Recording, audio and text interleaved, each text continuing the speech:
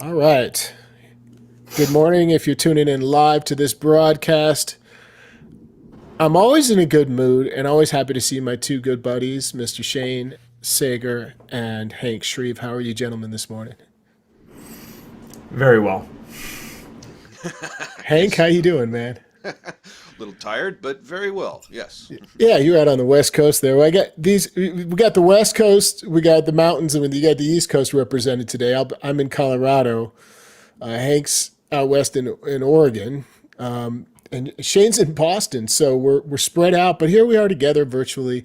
Wanted to come on here and talk to you about a really cool idea for a class that has now come to fruition. It's happening on Saturday, January 11th. That these gentlemen approached me about this idea. So instead of me telling you, I'm going to pass it over to Shane and Hank, and they're going to tell you a little bit about what you can expect in this upcoming Harmonica 123 class on January 11th. This is an online class, just to be clear. So, Shane, what's the idea behind the class? The idea behind the class is that both Hank and I are originally, before we ever got into playing harmonica, we were originally drummers. And we still play drums to this day. And the kind of spark of the idea for this class was this idea of rhythmic analysis in the blues.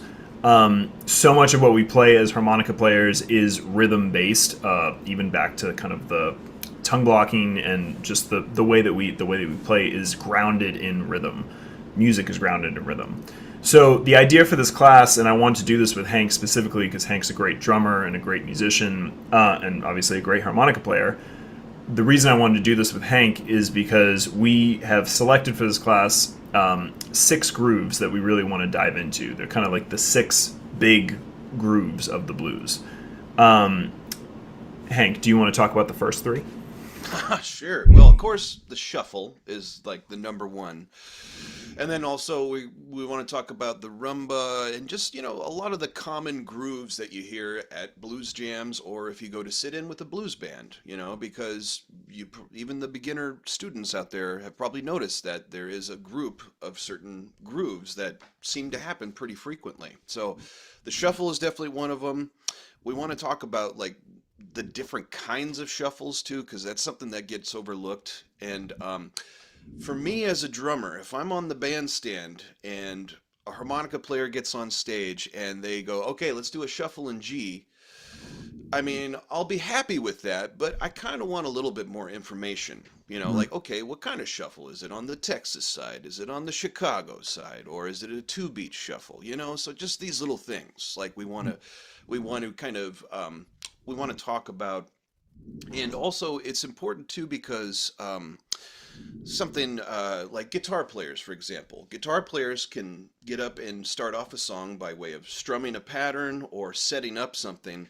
And harmonica can really do a lot of that too. It's not going to come out quite the same, but that's really like that was my kind of idea behind this too. Is I just want to focus more on rhythm because for whatever reason, rhythm and harmonica they just get kind of overlooked for For some. sure.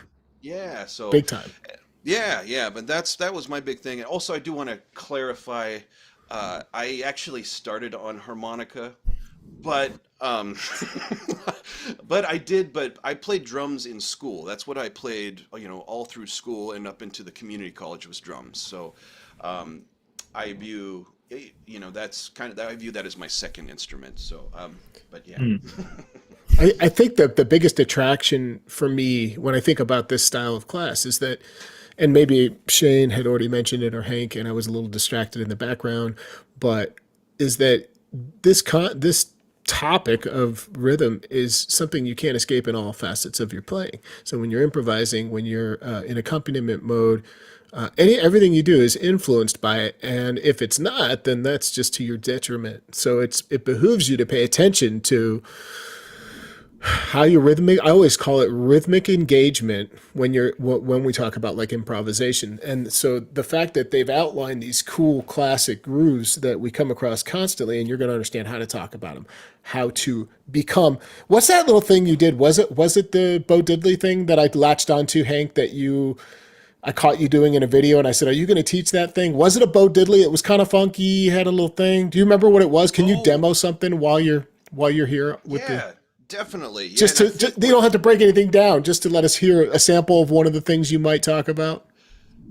yeah, I don't want to give away too much. Yeah, but yeah, no, I think if my memory serves me well, I think we were talking. I think it's the basic funk beat. So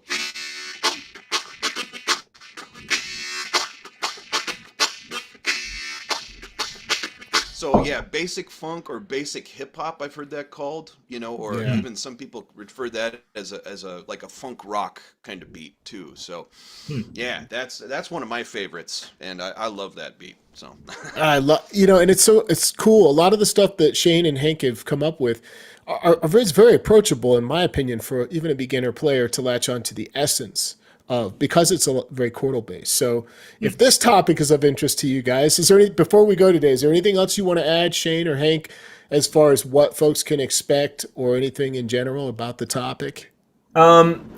Yeah, basically that we're gonna go through these 6 grooves. We're going to Hank's gonna kind of talk about 3 of them predominantly, and then I'm going to talk about 3 of them predominantly with a little bit of mixed in kind of commentary.